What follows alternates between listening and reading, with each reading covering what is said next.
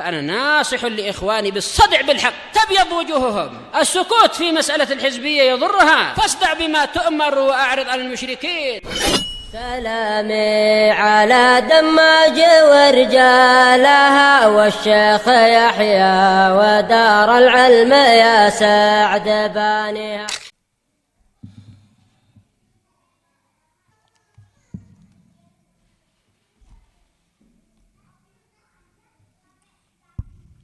Bismillahirrahmanirrahim. Alhamdulillah wassalatu wassalamu ala Rasulillah wa ala alihi wa sahbihi wa man wala ma ba'd. Kita lanjutkan bacaan berikutnya terhadap kitab Misbahul Khitam Syarah Umdatul Ahkam. Sekarang kita memasuki pembahasan berikutnya halaman 141 bagian tengah bawah itu.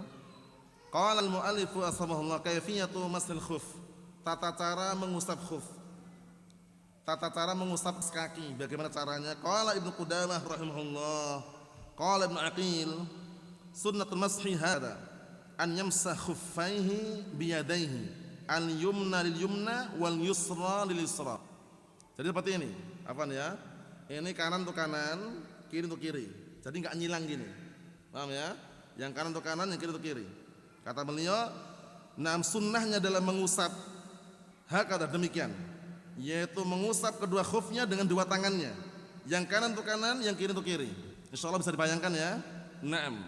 Wa qala Ahmad, "Kaifa ma fa'alahu fa huwa jaiz." Niat al-wahidah au bil yadain. Masyaallah, lebih bagus lagi ini. Imam Ahmad mengatakan, bagaimanapun cara dia melakukan, boleh-boleh saja. Dengan satu tangan pun boleh, kanan, kiri. Atau dengan dua tangan, kanan untuk kanan, kiri untuk kiri. Bisa dipahami? Sah. Dan mengusap itu beda loh dengan mencuci. Jadi nggak perlu putarkan depan belakang, nggak perlu. Cukup ujungnya depan itu atau usap ini, punggungnya itu, punggung kaki. Kalau bawahan perut kakinya, ini punggungnya. Paham maksudnya ya? Naam. Kita lihat al-mashu al-mujzi' al-khuf. Mengusap yang dianggap sah. Mengusap kaos kaki, mengusap khuf yang dianggap sah itu bagaimana? Di sini ada tiga pendapat, pendapat yang kuat, pendapat yang pertama kita baca. Al-qaul awal, ini pendapat yang pertama yang kuat. Al-mujzi' fil mashi an yamsah aksar muqaddam dhahirihi khututan bil asabi'. Artinya apa barakallahu fiik? Mengusap yang dianggap sah, mengusap khuf, itu adalah seorang mengusap kebanyakan bagian depan punggung kaki tersebut yang ada garis-garis jari jemarinya. Ya, itu di punggung kaki yang depan yang ada jari jemarinya itu. Paham ya? Paham enggak? Bisa dibayangkan kan? Nah, bukan belakang, bukan tungkaknya, Afan. Bukan tungkaknya, bukan tumitnya, depan. Paham soalnya? Ayo nambah fiik. Wa huwa qaulul Hanabilah, ini pendapat Hanabilah. Hujjatuhum, argumen mereka, lafdzul masah warada mutlaqan. Lafaz mengusap ini datang secara mutlak. Wa fassarahu Nabi sallallahu alaihi wasallam bi fi'lihi, dan beliau menafsirkan, menjelaskan dengan perbuatan beliau. Fayajibur ruju' ila tafsirihi, maka wajib untuk kembali kepada penafsirannya. Paham ya? Tapi yang antum bayangkan secara zahir, yang namanya mengusap itu, ya mengusap beda dengan mencuci. Kalau mencuci semuanya dikena. Tapi mengusap ya cuma diusap itu aja bagian depan. Mafhum? Yang ada garis-garis dari jari itu. Paham soalnya ya? Ewa. Bukan bagian bawah, karena ini dalil syariat, bukan masalah yang kotor yang mana, tapi bagaimana syariat mengkabarkan. Al-qaulu tsani, pendapat yang kedua, yujzi aqal ma yaqa alaihi ism masah. Sah-sah saja, walaupun paling minimnya, paling sedikitnya yang dinamakan dan mengusap, walaupun diusap ujungnya, tungkaknya saja, atau diusap bagian jempolnya saja, itu sah menurut pendapat kedua. Tapi pendapat yang pertama yang kuat ya, wa huwa qaul Syafi'i wa Tsawri wa Abi Tsawr wa Dawud. Hujjatuhum anna lafdzal masah nam utliq. Maksudnya atau atlaq dimutlakan, lafaz masah ini dimutlakan dalam artian enggak ada takyidnya. Wa lam fihi takdir, dan tidak dinukilkan adanya batasan. Fa wajib ar-ruju' ila ma yatanawalhu, maka wajib kembali kepada apa yang dinamakan dengan penamaan mengusap tersebut. Ini pendapatnya kedua juga sebenarnya kuat juga, cuman karena lafadznya apa? Lafadznya itu umum, mutlak gitu ya. Jadi pendapatnya kedua ini juga sebagian ada yang menguatkan juga. Cuman yang masyhur mengusap tadi itu. Paham ya? Al-qaulu tsalits yujzi'u qadru salsa asabi'. Ini. Paham ya? Jadi mengusapnya walaupun 3 jempol ujung atau bagian yang tengah belakang, intinya diprediksikan barakallahu fik 3 jari jemari itu yang kaki maksudnya diusap dah cukup sah. Paham ya? Huwa qaul Abi Hanifah. Ar-rajih wal qaul awal. Tapi rajih pendapat yang pertama. Allah alam. Paham ya? Allah alam. Jadi pendapat pertama tadi ya namanya mengusap ya diusap. Mengusap itu ma'rufnya ya, bisa kena semuanya, bisa tidak, tapi bagian belakang kan mungkin. Yang depan aja. Paham ya? Berikutnya, yustaratu li jawazi al-sahal khuffain lubsuhuma ala taharah. Pentingnya bedanya. Bedanya dengan mengusap sorban. Kalau mengusap sorban, antum pakai, antum lilit suci atau enggak suci, ketika antum wudu perlu dilepas, antum usap pun boleh, walaupun ketika pakai tidak suci. Tapi kalau khuf ini, khuf kaos kaki ini, syaratkan ketika antum mau pakai nanti mau ngusap dalam keadaan suci. Beda atau sama? Beda ya. Naam. Kita lihat. Disyaratkan untuk bolehnya mengusap di atas khuf atau di atas kedua kaki, dua kaos kaki afan.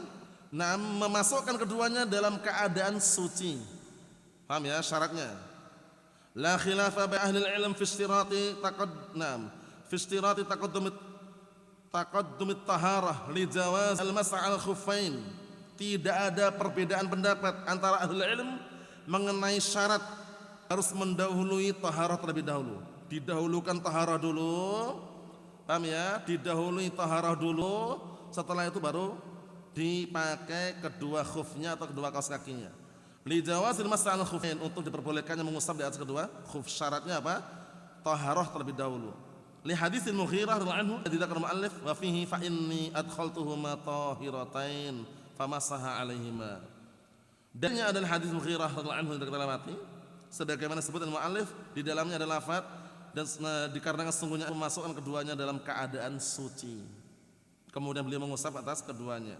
Hal yustaratu lubsul khuffain ala taharatin kamilah. Sekarang taharah ini kan suci. Bisa cuci kakinya saja taharah juga. Suci sempurna itu maksudnya wudu. Paham maksudnya? Antum ketika cuci kaki, bersih kakinya taharah enggak itu? Suci juga itu. Cuman suci kamilah itu maksudnya wudu.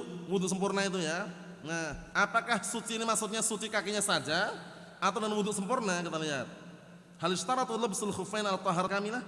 Apakah disyaratkan memakai kedua khuf itu di atas kesucian yang sempurna, wudu itu maksudnya? Ini ada dua pendapat yang dekat dengan kebenaran. Pendapat pertama, al-qaul awal, yustaratu lubsul khuffain ala taharatin kamilah. Disyaratkan memakai kedua khuf di atas apa? Taharah yang sempurna. Maksudnya wudu yang sempurna itu bukan semata-mata mencuci kaki bersih baru memakai, itu enggak. Ini pendapat yang pertama yang dekat dengan kebenaran. Falau ghassala rijlahu al-yumna thumma labasa khuffaha wa ghassala al-yusra thumma labasa khuffaha lam yubih lahu al-masah al-khuffai. Penting ini. Menurut pendapat pertama ini, kalau seandainya dia mencuci kaki kanannya bersih, kemudian memakai khufnya yang kanan, lalu dia mencuci yang kaki kiri bersih kemudian memakai khufnya yang kiri, maka tidak diperbolehkan mengusap di atas kedua khuf karena itu hanya suci kakinya. Yang diinginkan suci ini suci sempurna wudu. Faham salah ya? Naam. Wa huwa qaulu aktsar ahli ilm, ucapan atau pendapat kebanyakan mayoritas ahli ilm. Hujjatu hadzal qaul, argumen pendapat ini hadis Mughirah yang sama. Wa fihi fa inni adkhaltuhuma tahiratain. Dikarenakan sesungguhnya aku memasukkan kedua khuf tersebut atau memasukkan kedua kaki pada khuf tersebut dalam keadaan kedua-duanya suci. Faham maksudnya? Menunjukkan suci di sini bukan sekedar suci kakinya, wudu secara sempurna. Al-qaul tsani, pendapat yang kedua, yajuzu an yaghsil ihda rijlaihi wa yalbas khuffaha, thumma yaghsil tsaniyah wa yalbas khuffaha. Pendapat yang kedua sebaliknya, diperbolehkan untuk mencuci salah satu kedua kakinya kemudian memakai khufnya.